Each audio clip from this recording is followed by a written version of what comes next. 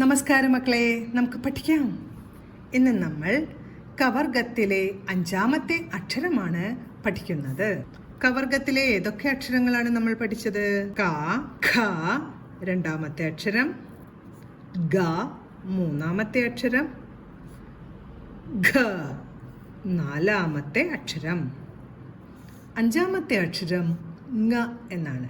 ങ എങ്ങനെ എഴുതാ എന്ന് നോക്കാം. ഈ 2 വരയുടെ താഴത്തെ വരയിൽ ഒരു 0 വരച്ചുകൊണ്ട് ഇനി ഒരു നായാണ് വരയ്ക്കുന്നത്. നായുടെ അവസാന ഭാഗം എത്തുമ്പോൾ 3 എന്ന നമ്പർ എഴുതുന്ന പോലെ ഇങ്ങനെ വളച്ചു വയ്ക്കുക. ഇപ്പോൾ ങ എന്ന അക്ഷരമായി.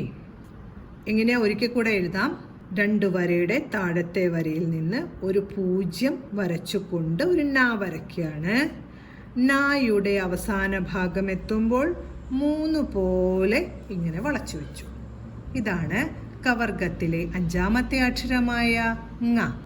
ങ പ്ലസ് ആ യാണ് ങ. ഈ കവർഗത്തിലെ 5ാമത്തെ അക്ഷരമായ ങ വരുന്ന വാക്കുകൾ നമുക്ക് എഴുതാനും വായിക്കാനും വളരെ കുറച്ച് മാത്രമേ ആവശ്യം വരികയുള്ളൂ. അതുകൊണ്ട് നമ്മൾ ങ വരുന്ന വളരെ കുറച്ച് വാക്കുകൾ മാത്രമേ പഠിക്കുന്നുള്ളൂ. ഇനി നമുക്ക് ഈ ങ വരുന്ന വാക്കുകൾ എഴുതാം. ആദ്യം ങകാരം എഴുതാം. ങ എന്ന അക്ഷരം എന്നാണ് കേട്ടോ അർത്ഥം. ങകാരം, ങകാരം, ങ എന്ന അക്ഷരം, ങകാരം. അടുത്തത് ഞ്യാവൂ എന്നാണ് കേട്ടോ എഴുതുന്നത്. പൂച്ച കരയുന്ന ശബ്ദം, ഞ്യാവൂ. ങ എഴുത്തി യായുടെ ചിഹ്നം വരച്ചു. ന്യായല്ലോ. ഇനി ആ എന്ന ശബ്ദത്തിനായിട്ട് ആയുടെ ചിഹ്നം വരച്ചു. യാ വൂ.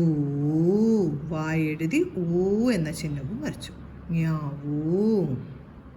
അടുത്തത് സത്യവാങ്മൂലം എന്ന വാക്കാണ് കേട്ടോ എഴുതുന്നത്. സത്യ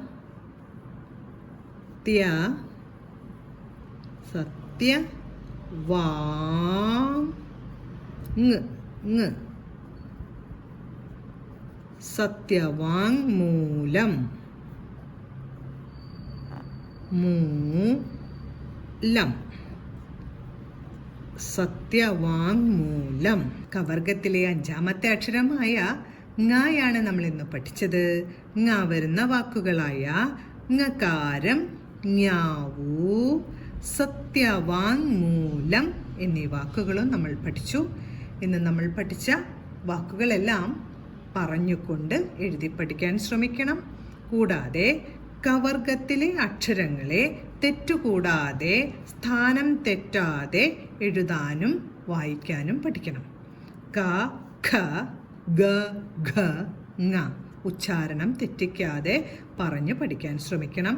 ക, ഖ, ഗ, ഘ, ങ. ഓരോ അക്ഷരങ്ങളുടെയും സ്ഥാനം തെറ്റുകൂടാതെ എഴുതാൻ നമ്മൾ പരിശീലിക്കേണ്ടതുണ്ട്.